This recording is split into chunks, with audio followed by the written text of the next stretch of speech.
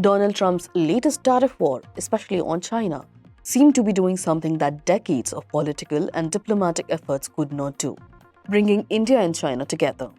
This is what Chinese Foreign Minister Wang suggested last month when he said that the tariffs are prompting the dragon and elephant to dance. Trump tariffs on China have now reached an extraordinary 104% after Beijing retaliated with its own 34% levy.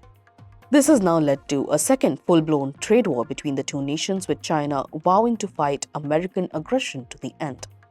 In response to these tensions, Beijing has made several conciliatory statements towards India. On Tuesday, the Chinese embassy in New Delhi called for cooperation between India and China, urging the two countries to stand together to overcome difficulties. The embassy spokesperson Jing highlighted that China-India economic and trade relations are based on mutual benefits, and added that both countries should unite against the US abuse of tariff. Yu's post also included a message aimed at Trump, warning that trade and tariff wars have no winners. She urged countries to uphold the principle of extensive consultation and to oppose unilateralism and protectionism. Furthermore, the Chinese embassy reminded the world that China contributes to around 30% of global economic growth, suggesting the country's strong position in the global economy. This call for cooperation from Beijing comes after a statement by President Xi Jinping on April 1st, in which he told Indian President Draupadi Murmu in Beijing that India and China should work together. This shift in tone from the highest levels of Chinese government appears to have been prompted by the ongoing trade war with the United States. Meanwhile, Trump tariffs on India are not as severe as those imposed on China. The US president has often criticized India for its high tariffs, but has spared it from the harshest penalties so far.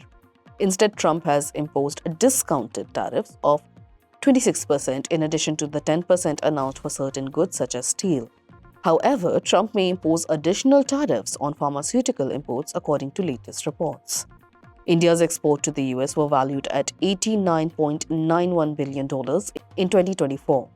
But sectors such as seafood, vehicles and auto parts could face significant losses due to the new 25% tariff. Despite this, India has said it will not retaliate with its own tariffs, although analysts predict a now possible $5.76 billion loss in exports this year. The relationship between India and China has been very strained, especially after the Galwan Valley clash in 2020. However, recent agreements such as a patrolling deal negotiated in October 2024 seem to have eased tensions.